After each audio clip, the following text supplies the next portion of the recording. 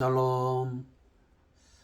주 안에서 사랑하는 우리 형제 자매 여러분, 오늘 또 함께 주삼 교제를 통한 이 말씀 묵상을 함께 나눔을 통해서 영적인 풍성한 은혜를 함께 경험하기를 소원합니다. 장마와 무더위 계속되고 있습니다. 우리 사랑하는 성도들 건강 잘 지키시고 또 안전한 삶이 있기를 소원합니다. 특별히 여러분에게 양해 말씀을 드리는 것은 제가 7월에 접어들면서 일정상 제가 아직 드릴 수 없는 그런 일이기도 한데 좀 있으면 제가 구체적으로 말씀을 드리겠습니다. 그 일 때문에 제가 주삼 교회를 통한 말씀 묵상을 매일처럼 성실하게 행하지를 못했습니다. 이 점 양해 말씀을 드리고 제가 죄송하다는 말씀을 다시 한번 거듭 드립니다. 자, 오늘 함께 주삼 교제 우리 펼쳐 보시면서 우리 말씀의 은혜를 함께 나누도록 하겠습니다. 먼저 같이 기도하겠습니다. 하나님 아버지, 오늘도 변함없이 저희들을 말씀 앞으로 인도해 주시니 감사합니다. 하나님, 우리의 삶의 여정들이 광야와 같은 여정이고 늘 위험한 일들, 또 불안한 일들, 염려와 걱정이 많은 세상들이지만 그러나 오직 하나님의 말씀을 붙들고 주를 바라보는 가운데 하나님이 주시는 참된 평강을 맛보며 살게 하시고 우리 안에 있는 모든 두려움들, 불안한 것들 다 믿음으로 다 씻어내버리게 하시고 제거해버리게 하시고 믿음으로 앞으로 나아갈 수 있는 담대함을 주시옵소서. 여호수아에게 말씀하신 것처럼 강하고 담대하라. 이 말씀 붙들고 살아가기를 원합니다. 뒤를 돌아보지 말게 하시고 세상을 바라보지 않게 하시고 오직 위를 바라보고 살아계신 하나님을 소망하며 살게 해 주시옵소서. 오늘도 이 민수기 13장부터 새롭게 시작되는 7월, 8월 또 이 주삼 교제를 통한 말씀 묵상 저희가 잘 이행함을 통해서 영적인 풍요로운 삶을 누리며 살게 해 주시옵소서. 성령님 우리에게 역사해 주시옵소서. 예수님의 이름으로 기도합니다. 아멘. 자, 금방 제가 말씀드린 것처럼 민수기 13장, 14장, 19절까지의 말씀을 제가 말씀 읽겠습니다. 자, 13장의 내용은 뭐 자세한 내용을 다 드릴 수는 없는 것 같아서요. 13장을 그래도 제가 누누이 강조하지만 말씀을 안 읽고 지나가는 것은 우리 큐티를 하는 그 근본, 그 목적을 좀 상실하는 것 같아서 제가 무조건 다 하지 못해도 읽는 것은 하겠습니다. 자, 말씀을 읽고 듣고 지켜 행하는 자가 복이 있다 말씀하셨으니 첫째는 읽는 것이 첫걸음입니다. 여러분 함께 읽겠습니다. 여호와께서 모세에게 말씀하여 이르시되 사람을 보내어 내가 이스라엘 자손에게 주는 가나안 땅을 정탐하게 하되 그들의 조상의 가문 각 지파 중에서 지휘관 된 자 한 사람씩 보내라. 모세가 여호와의 명령을 따라 바란 광야에서 그들을 보냈으니 그들은 다 이스라엘 자손의 수령된 사람이라. 그들의 이름은 이러하니라. 루벤 지파에서는 사쿨의 아들 삼무아요, 시므온 지파에서는 호리 아들 사바시요, 유다 지파에서는 여분네 아들 갈렙이요, 이사갈 지파에서는 요셉의 아들 이갈이요, 에브라임 지파에서는 눈의 아들 호세아요, 베냐민 지파에서는 라부의 아들 발디요, 스불론 지파에서는 소디의 아들 갓디엘이요, 요셉 지파 곧 므낫세 지파에서는 수시의 아들 갓디요, 단 지파에서는 그말리의 아들 암미엘이요, 아셀 지파에서는 미가엘의 아들 수두리요, 납달리 지파에서는 우업시의 아들 나비요, 갓 지파에서는 마기의 아들 그우엘이니 이는 모세가 땅을 정탐하러 보낸 자들의 이름이라. 모세가 눈의 아들 호세아를 여호수아라 불렀더라. 모세가 가나안 땅을 정탐하러 그들을 보내며 이르되 너희는 네겝길로 행하여 산지로 올라가서 그 땅이 어떠한지 정탐하라. 곧 그 땅 거민이 강한지 약한지 많은지 적은지와 그들이 사는 땅이 좋은지 나쁜지와 사는 성읍이 진영인지 산성인지와 토지가 비옥한지 메마른지 나무가 있는지 없는지를 담대하라. 또 그 땅의 실과를 가져오라 하니 그때는 포도가 처음 익을 즈음이었더라. 이에 그들이 올라가서 땅을 정탐하되 신 광야에서부터 하맛 어귀 르홉에 이르렀고 또 네겝으로 올라가서 헤브론에 이르렀으니 헤브론은 애굽 소안보다 7년 전에 세운 곳이라. 그곳에 아낙 자손 아히만과 세세와 달메가 있었더라. 또 에스골 골짜기 이르러 거기서 포도송이가 달린 가지를 베어 둘이 막대기에 꿰어 매고 또 석류와 무화과를 따니라. 이스라엘 자손이 거기서 포도를 베었으므로 그곳을 에스골 골짜기라 불렀더라. 40일 동안 땅을 정탐하기를 마치고 돌아와 바람 광야 가데스 이르러 모세와 아론과 이스라엘 자손의 온 회중에게 나와 그들에게 보고하고 그 땅의 과일을 보이고 모세에게 말하여되 당신이 우리를 보낸 땅에 간즉 과연 그 땅에 젖과 꿀이 흐르는데 이것은 그 땅의 과일이니이다. 그러나 그 땅 거주민은 강하고 성읍은 견고하고 쉼이 클 뿐 아니라 거기서 아낙 자손을 보았으며 아말렉인은 남방 땅에 거주하고 헷인과 여부스인과 아모리인은 산지에 거주하고 가나안인은 해변과 요단가에 거주하더이다.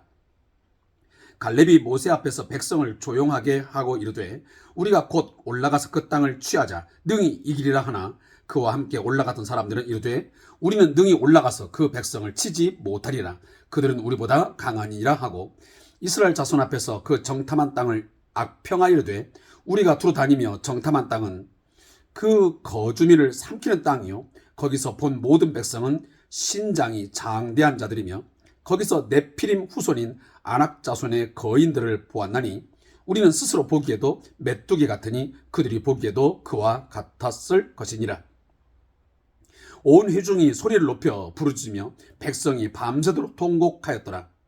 이스라엘 자손이 다 모세와 아론을 원망하며 온 회중이 그들에게 이르되 우리가 애굽 땅에서 죽었거나 이 광야에서 죽었으면 좋았을 것을 어찌하여 여호와가 우리를 그 땅으로 인도하여 칼에 쓰러지게 하려 하는가.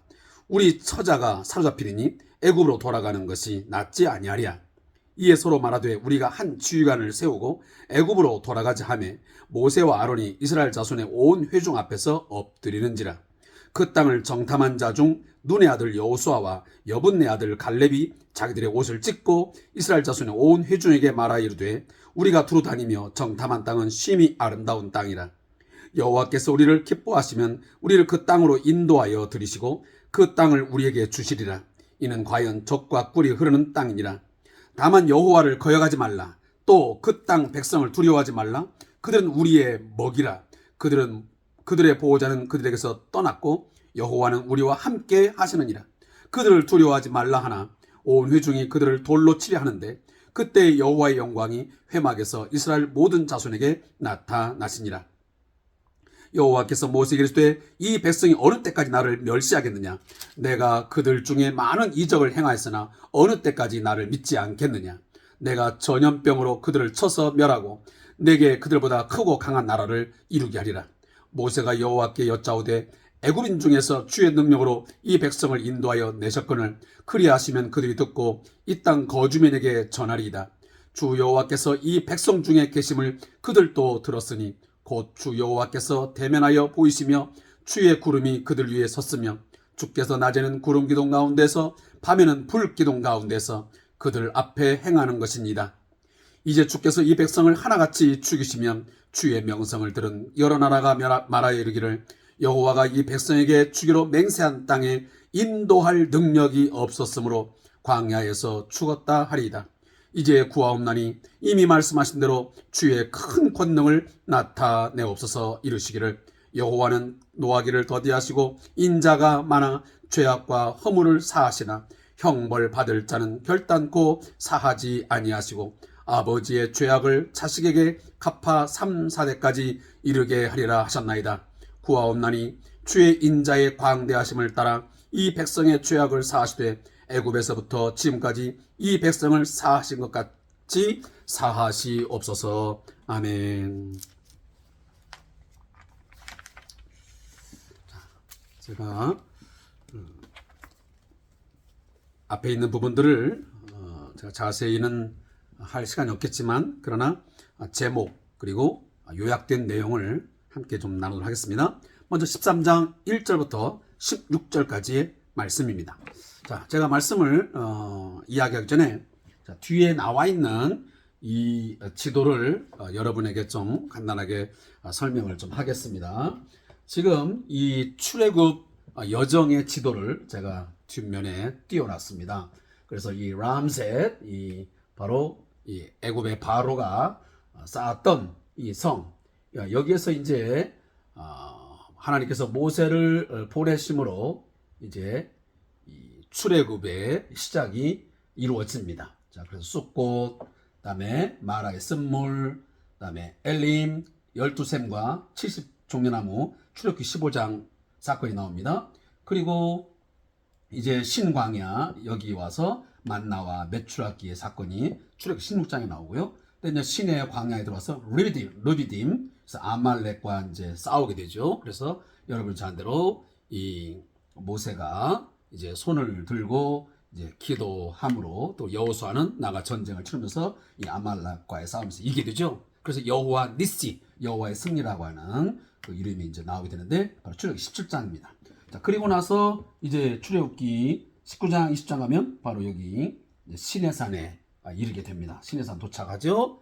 시내산에서 이제 시내산 언약이 이루어집니다. 그래서 여기서 하나님께서 너희는 나의 거룩한 백성이다.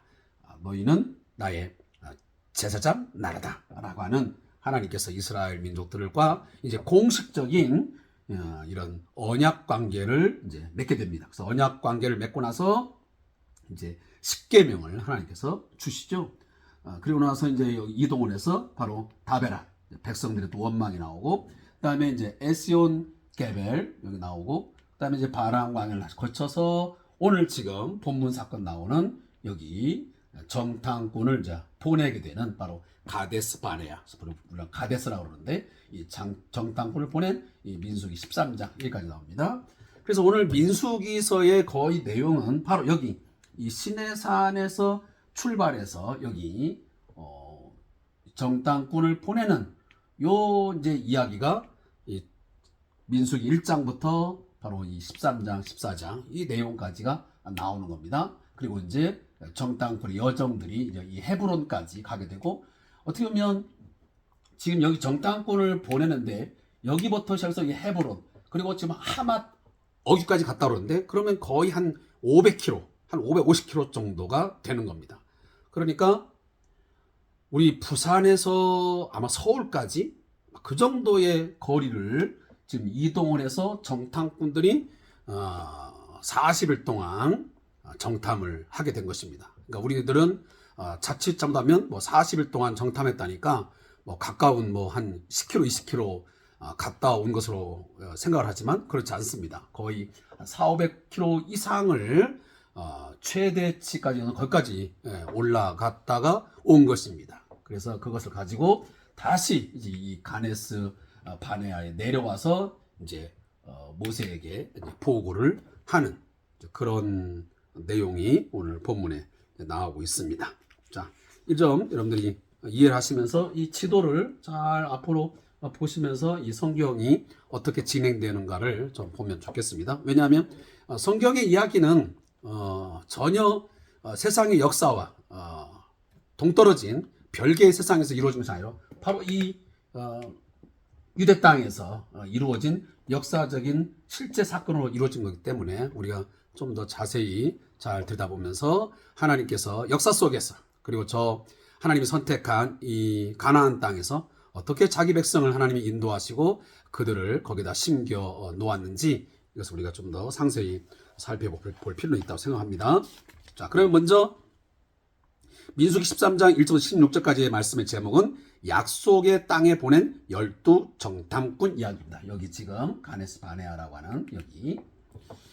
자, 여기에 나와 있는 내용을 요약하면요. 하나님께서는 이스라엘 백성이 가네스 바네아에 도착하자 그들이 요청한 대로 가나안 땅 정탐을 허락하시고 40일간 탐지하라고 명령을 하십니다.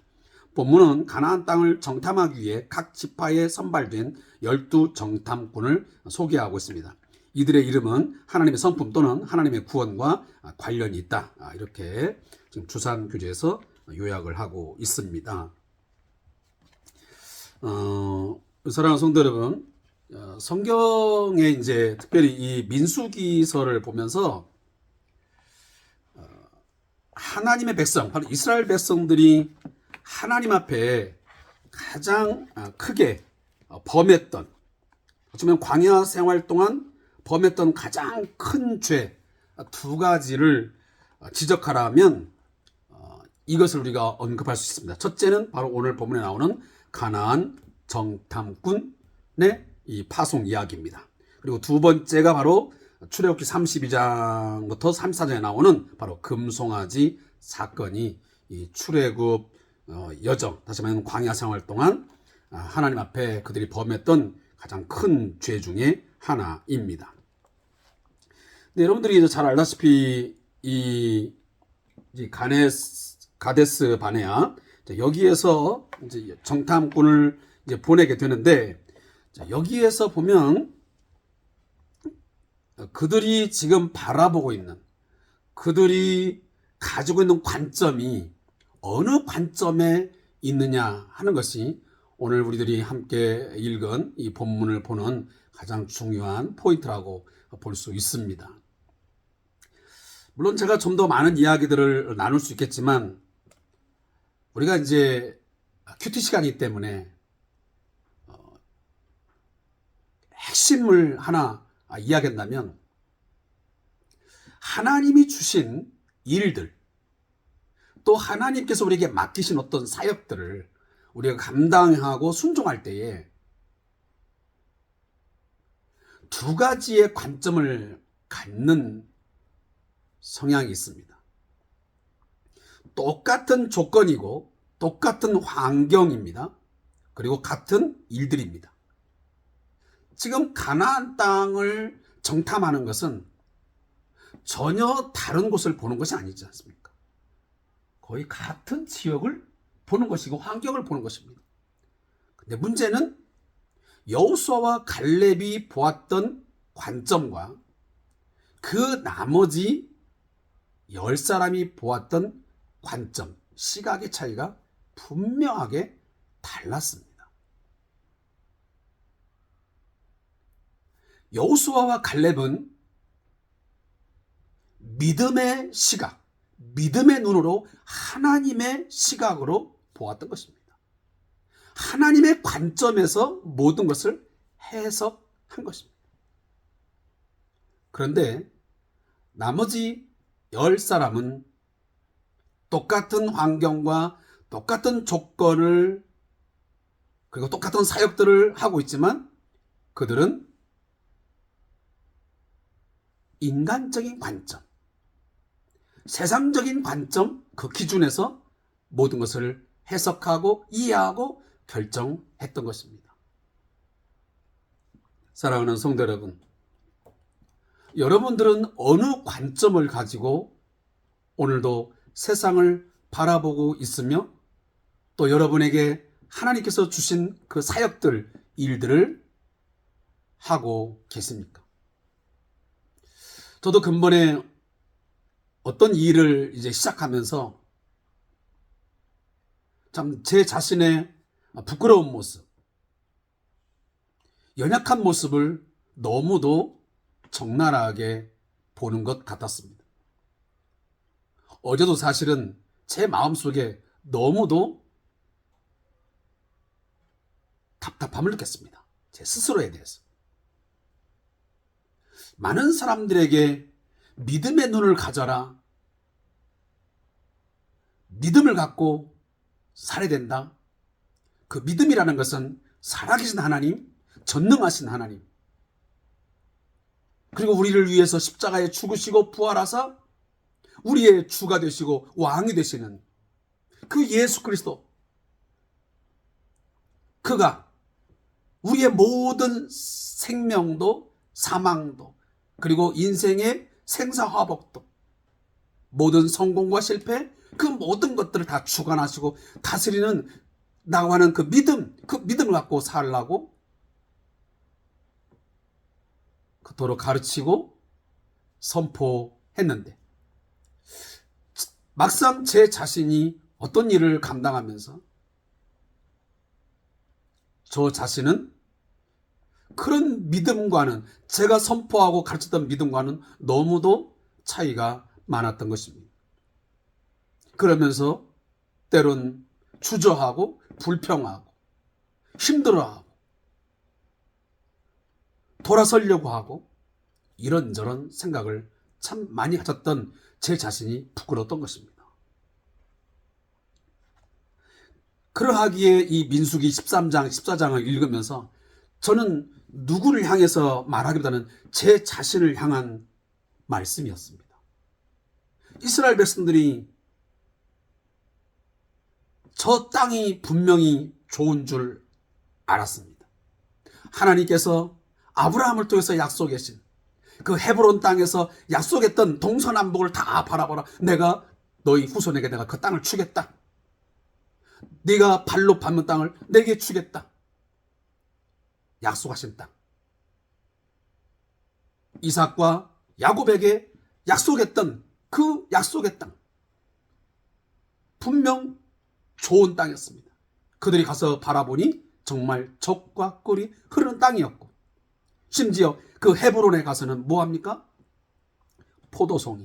그 당시가 약 한 7월쯤 되었던 것 같습니다. 한 5월에서 7월 정도의 이 정탐 활동이 이루어진 것으로 예측이 됩니다. 그러니 한 7월 한 중순경쯤 아마 포도를 이제 열매를 거둔 때니까, 그 열매를 거둔 걸 보면서 이 땅이 얼마나 좋은 땅인지 막 흥분된 가운데서 그들은 그것을 메고 돌아왔습니다. 그런데 문제는 그 땅은 너무도 좋은데, 성경 보니까 그러나 그 땅을 차지하기에는 우리들의 모습은 너무 약하고 가진 것이 없고 이건 불가능하다 라고 보았던 것입니다.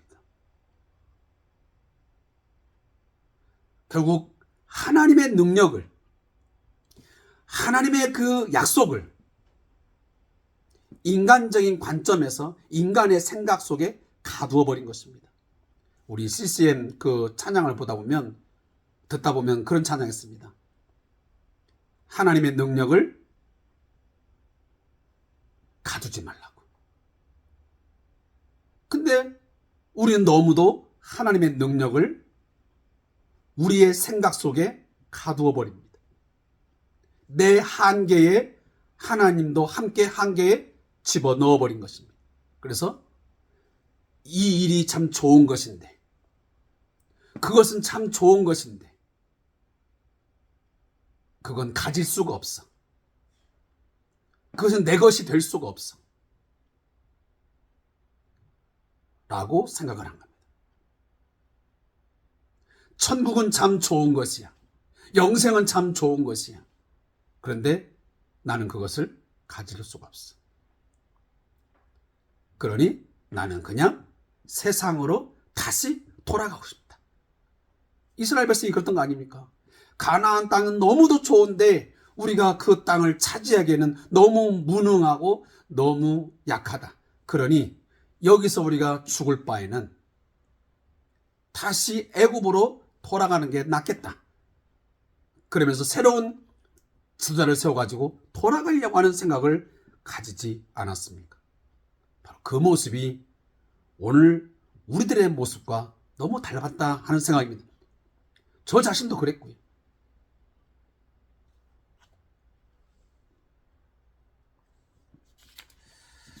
자, 그러면서 오늘 제가 한 가지를 더 보겠습니다. 자, 민수기 13장 17절부터 24절에 보면 가나안 땅 정탐 방법이 나옵니다.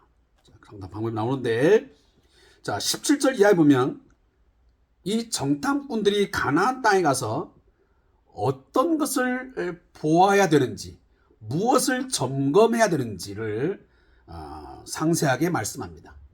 자, 이 이야기를 하기 전에 제가 잠깐 생각이 나서 말씀드립니다.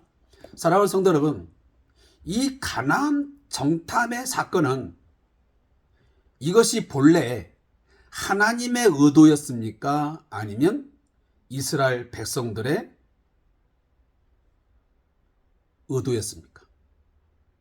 어떤 분들은 하나님께서 가나안 땅을 정탐하는 방법을 의도하셨다고 생각하는데 아닙니다. 우리가 신명기 1장을 읽어보면 하나님께서 이 가데스 바네아에서 정탐꾼을 보내는, 다시 말하면 거기에 파송하는 이 일을 허락한 이유가 뭐냐면 이것은 철저하게 이스라엘 백성들이 원했기 때문에 허용해 주었던 것입니다.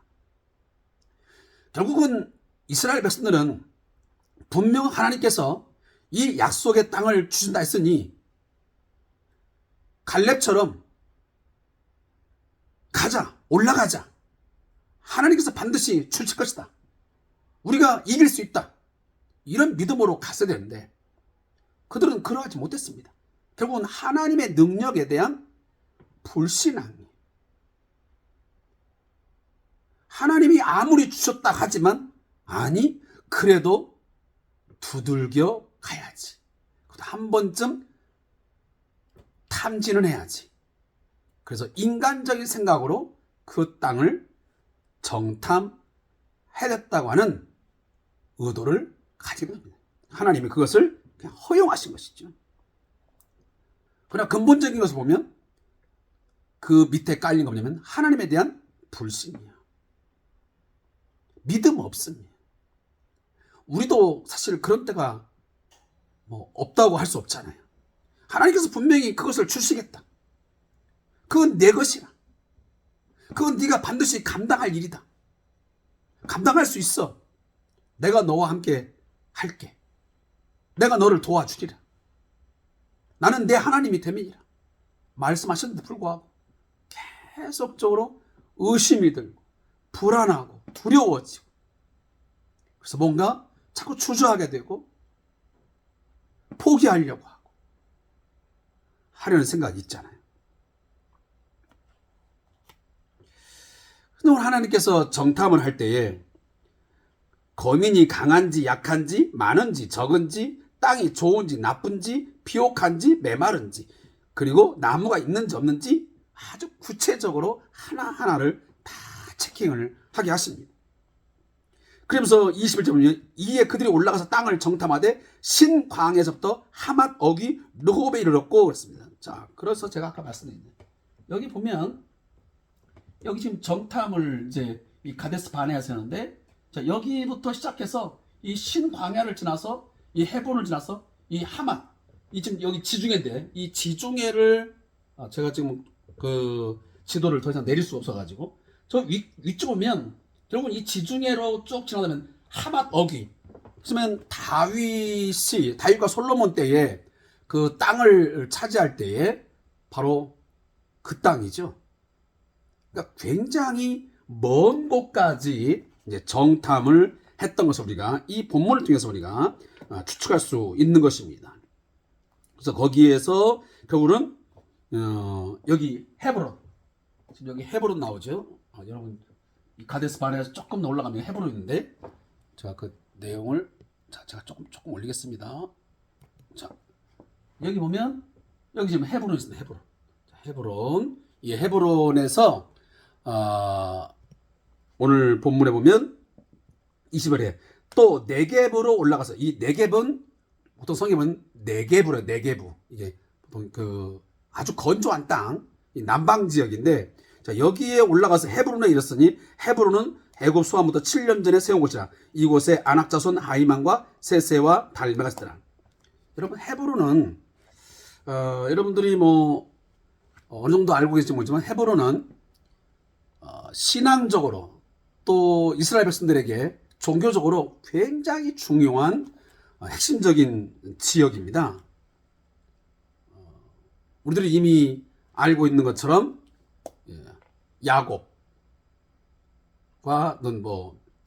그 이야기에 보면 이 헤브론이 등장하고, 특히나 이 아브라함이 하나님께로부터 이 가나안 땅을 약속으로 선물로 주시겠다고 처음 받았던 것이 바로 이 헤브론이었습니다. 헤브론.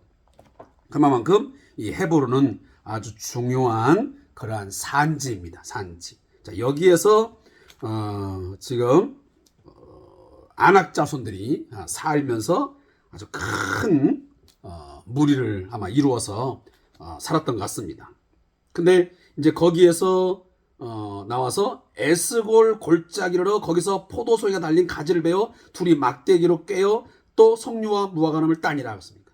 결국은 이 헤브론과 이 에스골 골짜기, 거기는 산지 지역이기 때문에 다른 지역에 비해서 비가 많이 내리고 그러기 때문에 아마 농사를 짓는데 굉장히 용이했던 것입니다. 그래서 열매가 얼마나 큰지, 저도 이번에 성경공부를 하면서 잠깐 그 영상을 봤는데, 그 포도송이가 우리가 생각하는 그런 포도송이가 아니에요. 그보다 훨씬 더 큰 엄청난, 정말 장정이 그 나무에다가 꿰어서 들어야 될 만큼 엄청난 크기를 갖고 있는 포도송이였습니다. 그만큼 그 땅에는 비옥한 땅이고 정말 농사를 지을 수 있기에 아주 좋은 그러한 기름진 땅이었다라는 것을 우리가 알 수 있습니다. 결국은 하나님께서 그러한 땅을 그들의 힘으로 그들이 어떻게 전쟁을 해가지고 얻는 게 아니고 철저하게 하나님께서 그냥 선물로 주시는 땅이었습니다. 그러니 그들은 어떻게 보면 하나님을 향하여 원망하거나 불평하거나 그렇게 할 필요가 없었던 것입니다. 왜? 하나님께서 주신다고 했으니 믿음 가지고 나아가면 되었던 것입니다. 그런데 그들은 그 땅을 차지함이 자신들이 가진 어떤 능력, 자신들이 가진 어떤 군사력, 이런 것으로 얻을 것으로 그들은 착각했던 것입니다. 자, 우리도 마찬가지입니다. 하나님 주시는 모든 것들은 하나님이 허락하시면, 하나님이 우리에게 말씀하셨고 우리에게 선물로 주신 것이라면 그것을 차지하는 것은 내 능력에 있는 것이 아니고 하나님께 있음을 믿으시기 바랍니다. 다시 말하면 하나님께서 그것을 차지할 수 있도록, 그것을 감당할 수 있도록 우리에게 능력 주시고 모든 것을 허락하심을 믿으시기 바랍니다. 이 믿음을 갖기를 간절히 소망합니다. 그래서 저도 이번에 이 말씀을 묵상하면서, 맞아, 이것이 하나님이 주신 일이고 하나님께서 내게 선물로 우리에게 주신 것이라면 더 이상 고민하거나 무엇을 짜내거나 힘들어할 것이 아니고, 주어짐에, 약속이 주어짐에, 하나님이 주셨음에 무조건 뭐하자? 감사하자. 그리고 절차에 따라서 순종하면서 한 걸음 한 걸음 나아가자.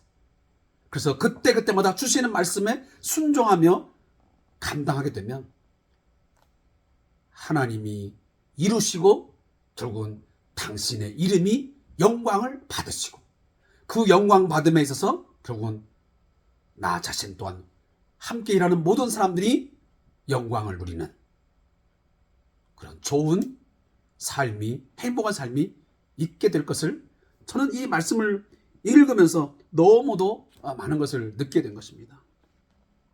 우리가 계속 보겠지만 이 12정탐꾼 중에 10명이 사실 보고한 내용을 우리가 잘 보면 굉장히 타당성이 있습니다. 합리적입니다. 객관적입니다. 그들이 틀린 말을 한 것 아닙니다.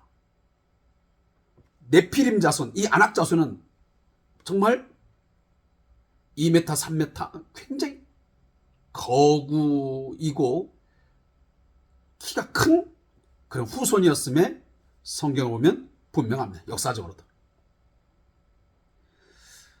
그리고 이 가나안 이 성벽은 높이가 약 900m, 그리고 성벽의 두께가 약 45m. 그러니 얼마나 두텁고 높은 성벽입니까? 그러니 그 누구라도 저 가나안 땅을 정복한다고 하는 것은 불가능한 일이에요. 그러니 얼마나 객관적이고 현실적이고 합리적인 이야기. 이스라엘 백성들이 뭐 대단한 군사력을 갖고 있는 것도 아니고 많은 장비를 갖고 있는 것도 아니고 무슨 능력으로 무슨 힘으로 그 안악 자손을 그리고 그 엄청난 성벽을 뚫고 그걸 무너뜨려서 약속의 땅을 차지할 수 있겠습니까? 당연한 것이죠. 그런데 문제는 제가 아까도 말씀드렸죠. 그건 인간적인 관점이라는 거예요. 그건 세상의 관점이라는 거예요. 우리는 믿음의 눈을 가지라는 거예요. 믿음은 우리가 뭐라고 합니까? 바라는 것들의 실상이요, 보지 못하는 것들의 증거니 그렇습니다. 지금 당장은 보여지지 않습니다. 밑에 숨겨진, 바다 밑에 숨겨진. 그러나 분명히 그것이 떠올라서 우리 앞에 실체로 드러날 때가 있습니다. 그것을 믿는 것이 믿음입니다. 당장은 내 눈앞에 그것이 보여지지 않고 내가 붙잡을 수 없고 느낄 수 없지만 하나님께서 있다고 그랬으니, 그것을 소유할 수 있다라고 말씀했으니, 그것이 내 것이라고 말씀했으니 반드시 있음을, 그것이 존재함을, 그것이 분명히 소유가 될 수 있음을 믿는 것이, 그게 온전한 믿음이요, 그게 바로 큰 믿음이라는 말씀입니다. 다시 한번 제가 말씀드리면 하나님의 능력을 우리 인간적인 관점으로 보아서 우리들의 생각 속에 가두지 않기를 제가 간절히 소망합니다. 제가 이 저자의 묵상 이 부분을 좀 읽겠습니다.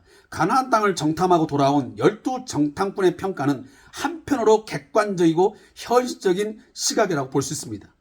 적과 꿀이 흐르는 풍요로운 땅, 가나안 성벽의 크기와 성읍의 견고함, 동서남북에 흩어져 사는 가나안 족속의 강함 등에 대한 평가 자체는 일리가 있습니다. 타당하고 합당합니다. 그러나 그들은 그 땅이 거주민을 삼키는 땅이며 이스라엘은 메뚜기와 같아서 하나님께서 약속하신 가나안 땅을 결코 정복할 수 없다고 고백합니다. 이것은 틀린 거예요. 이것은 불신앙이란 말이에요. 내가 그것을 취할 수 없는 것이, 인간이 취할 수 없는 것이지, 그러면 하나님도 취할 수 없는 것이냐? 그건 아니에요. 내가 취할 수 없고 내가 그것을 할 수 없으니까 하나님도 하실 수 없다? 이것만큼 어리석은 생각이 어디 있겠습니까? 근데 그 어리석은 생각을 저를 비롯해서 많은 사람들이 지금도 하고 살고 있다는 거예요. 여러분, 우리 자신이 저 사람들을 비해서 나는 메뚜기 같아. 그러면 메뚜기 같은 인생이 되는 것입니다. 그러나 저들은 우리의 밥이다. 그러면 그것을 먹어 치울 수 있습니다. 결국은 우리가 믿음의 눈을 보면서 어떤 말을 하느냐에 따라서 결과는 달라질 수 있다는 이야기를 제가 말씀을 드린 겁니다. 사랑하는 성도 여러분, 나는 메뚜기 같아. 어찌 보면 겸손한 말 같지만 지금 이 상황에서는 겸손이 아닙니다. 이건 불신앙입니다. 오히려 하나님께서 저 땅을 추진하셨으니 저 땅의 모든 족속들, 아무리 강하고 아무리 견고하지만 저도 우리의 밥이야. 저는 하루아침에 무너뜨릴 수 있어. 누가? 하나님이 함께 하시기 때문에. 그런 믿음을 가진다면 우리는 분명 새로운 삶을 살게 될 것입니다. 자, 이러한 악평과 부정적인 보고는 하나님을 향한 불신앙일 뿐만 아니라 공동체를 무너뜨린 죄악입니다. 결국은 이 불신앙적인 말, 불신앙적인 어떤 행동 이런 것들은 악영향을 미치고 그 공동체 전체에게 암세포처럼 삽시간에 퍼집니다. 그래서 공동체를 힘들게 하고 무너뜨려 버려요. 그래서 이 교회 공동체도 마찬가지고 가정도 마찬가지고 회사도 마찬가지고 리더의 믿음은 그래서 중요한 것 같아요.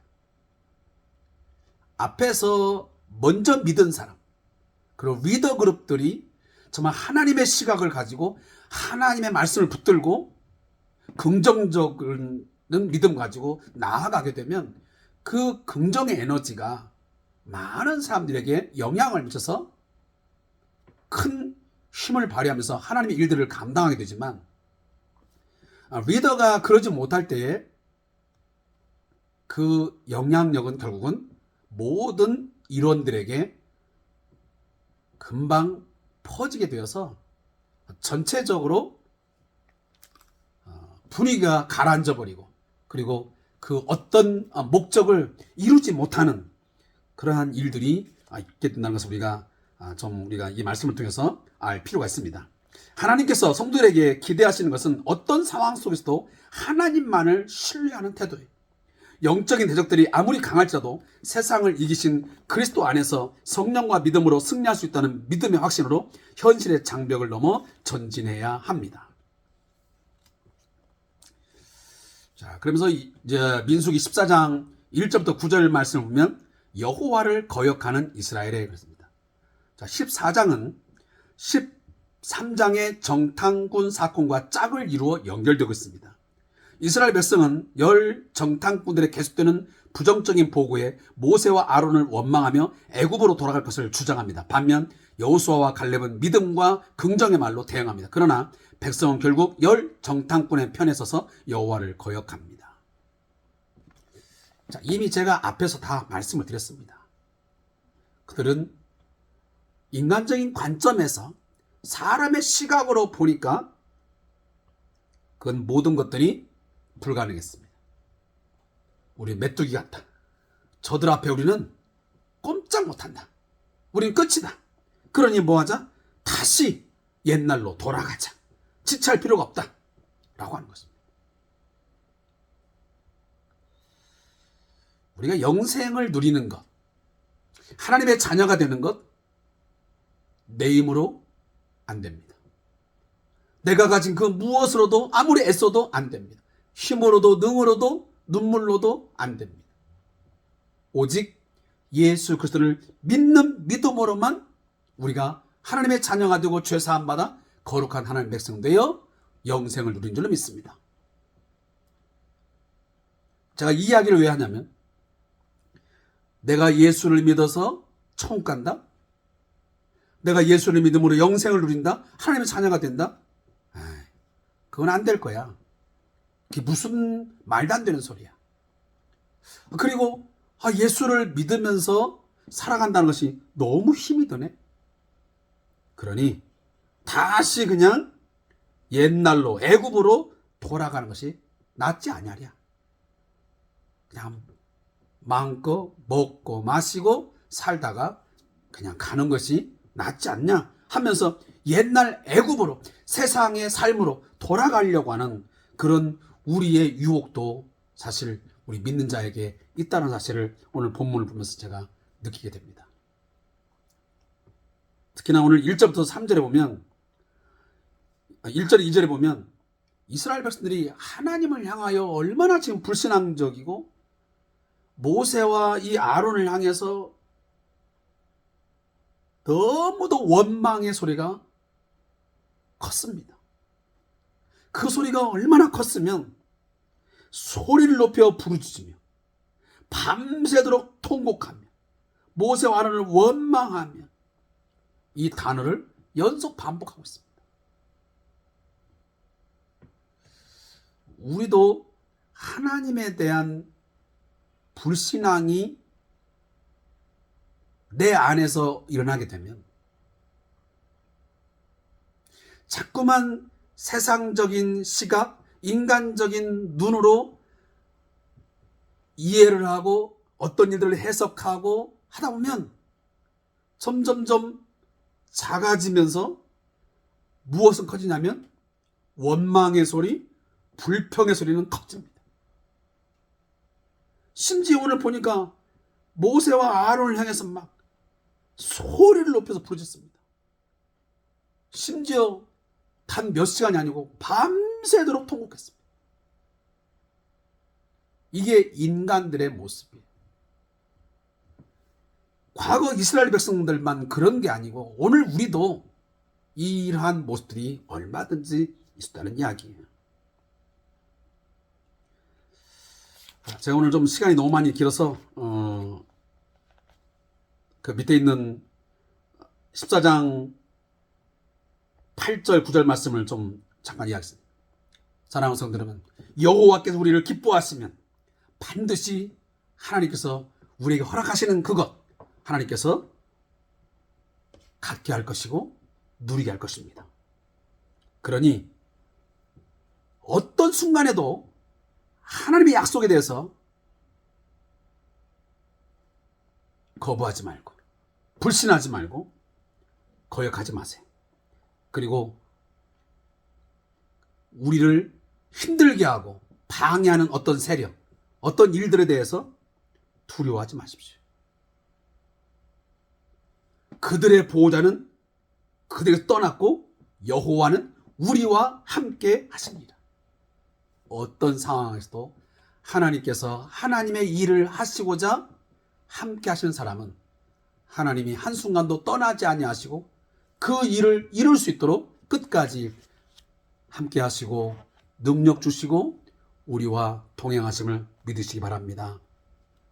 자, 이 말을 듣고 사랑하는 성도 여러분, 자, 이스라엘 백성들 하나님을 원망합니다. 불평합니다. 불신앙합니다. 하나님 뭐라고 합니까? 내가 이들을 다 멸절시켜버리고 다 내가 없애버리고 내가 그토록 많은 걸 보여주고 내가 수도 없이 말했건만 나를 멸시해? 나를 그렇게 믿지를 못해? 그러니 내가 이들을 다 쳐서 멸해버리고 내가 모세 너로 하여금 새로운 크고 강한 나라를 이루겠다. 하나님이 말씀하십니다. 그랬더니 하나님, 모세가 하나님을 향하여 중보합니다. 하나님, 안 됩니다. 이 백성을 어떻게 해서 여기까지 인도했습니까? 혹여나 지금 여기에서 이들이 하나님께 진노를 당하여 다 멸절된다면 지금까지 주위에서 봤던 많은 사람들이 하나님을 욕할 것입니다. 하나님께서 능력이 없어서 저 가나안 땅에 드릴 능력이 없어서 저들을 다 거기서 광야에서 다 죽여버렸다. 죽게 했다. 할까 두렵사오니 하나님 제발 이미 말씀하신 대로 주의 큰 권능을 나타내사 제발 노하기를 더디해 주시고 인자가 많아 이들의 죄악과 허물을 사하시고 다시 하나님 이 백성을 사용하여 주시옵소서. 그 땅으로 들어갈 수 있도록 하나님 도와주십사 하고 오늘 간절히 기도하는 모세의 중보기도를 우리가 보게 됩니다. 자, 이 중보기도의 모습은 바로 우리 예수 그리스도의 중보기도의 모습을 보게 되고 또 우리 잘 아는 스데반의 기도를 보게 됩니다. 예수님은 우리를 위해서 중보하셨습니다. 그리고 지금도 그분은 영원한 우리의 중보자로서 기도하고 계십니다. 우리들의 모습을 볼 때는 너무도 부족하고 너무 불신앙적이고 원망 불평으로 가득 찬 그런 우리들의 모습이 있지만 정말 하나님 아버지가 볼 때 그 모든 것들을 다 그냥 끝을 내고 새로운 사람을 쓰기를 원하는 상황까지 있게 될 텐데 그때마다 우리 예수님은 우리를 위해서 지금도 중보하십니다. 아버지여 아무개의 죄악과 허물을 사하여 주소서. 이 백성의 죄를 사해 주시고 끝까지 하나님 주의 나라에 이를 때까지 이들을 인도하시고 보호하여 주소서. 주님의 이 중보 기도, 이 중보 사역이 있기 때문에 오늘 우리가 영화로운 단계, 성화의 이 과정을 통해서 마지막 영화의 영광스러운 그 단계까지 이르게 될 줄로 믿습니다. 우리가 마지막 그 큰 구원에 이르게 됨이 내 능력이 있지 않습니다. 내가 선을 행하고 열심히 내가 기도하고 종교적인 어떤 열심이 있었기 때문에 내가 마지막까지 그 구원에 이르는 게 아니고 철저하게 성령의 역사하심, 우리 주님의 중보하심이 있기에 그 주님이 우리와 함께 하시기 때문에 우리의 구원은 온전한 것이고 우리의 영원한 그 구원은 완벽하게 이룰 줄로 믿습니다. 자, 오늘 제가 좀 시간이 많이 길어서 여기까지만 하고 오늘 제가 마치겠습니다. 저자의 묵상만 읽고 제가 기도하고 마치겠습니다. 열 정탐꾼의 부정적 보고가 이스라엘 공동체에 미친 악영향은 엄청난 후폭풍을 가져왔습니다. 백성의 원망과 부르짖음, 불신앙으로 인해 하나님의 심판이 선언되었습니다. 이로 인해 하나님과의 관계가 무효화되고 약속의 땅을 기업으로 받는 것이 취소되며 광야에서 멸망을 당하는 최대의 위기 상황에 직면하게 되었습니다. 그러나 중보자 모세는 하나님의 권능과 명성, 인자하심과 용서하심을 전적으로 의지한 기도를 드렸고 하나님은 이 기도에 응답하심으로써 반전의 역사를 허락하십니다. 오늘날 영적 지도자들과 성도들은 하나님의 교회와 이 나라를 위해 모세처럼 기도해야만 합니다. 첫째, 우리의 죄악으로 인해 하나님의 진노와 심판이 내리고 교회가 세상의 조롱거리가 될 위기에 처했을 때 오직 하나님의 권능에 초점을 맞추어 기도해야 합니다. 하나님, 이 나라와 이 민족의 죄, 그리고 우리 한국교회의 죄 용서하여 주시옵소서. 더 이상 우리 한국교회가 조롱거리가 되지 않고 하나님의 영광 가려우지 않도록 하나님 한 번만 용서하여 주옵소서. 이 죄를 사하여 주시옵소서. 이 백성은 우리 한국교회를 다시 돌이켜 주시옵소서. 그런 기도가 우리에게 있어야 될 줄 믿습니다. 둘째, 모세처럼 민족과 교회를 위해 하나님의 오래 참으심, 인자하심 그리고 그리스도의 십자가를 통한 용서하심에 의지하며 기도해야 될 것입니다. 그 기도가 간절하게 있을 때에 반드시 하나님은 이 백성을 돌이키시고 우리 한국교회를 다시 돌이키셔서 새로운 하나님의 일하심에 하나님의 큰 구원의 역사에 크게 쓰임받게 될 줄로 믿습니다. 자, 무릎 기도하고 마치겠습니다. 하나님, 오직 하나님의 명성과 하나님의 이름과 하나님의 권능과 인자하심으로 우리를 긍휼히 여기시고 새로운 은혜의 역사를 열어주시고 우리에게 새로운 기회를 허락하여 주시옵소서. 예수님의 이름으로 기도합니다. 아멘. 자, 오늘 좀 장시간 동안 우리 기도를 나눴습니다. 남은 시간도 우리 함께 기도하시면서 믿음으로 하나님의 관점으로 세상을 보고 우리 앞에 있는 문제를 보면서 살아갈 수 있는 저와 여러분 되시기를 주님의 이름으로 다시 한번 권면하고 축복합니다. 감사합니다.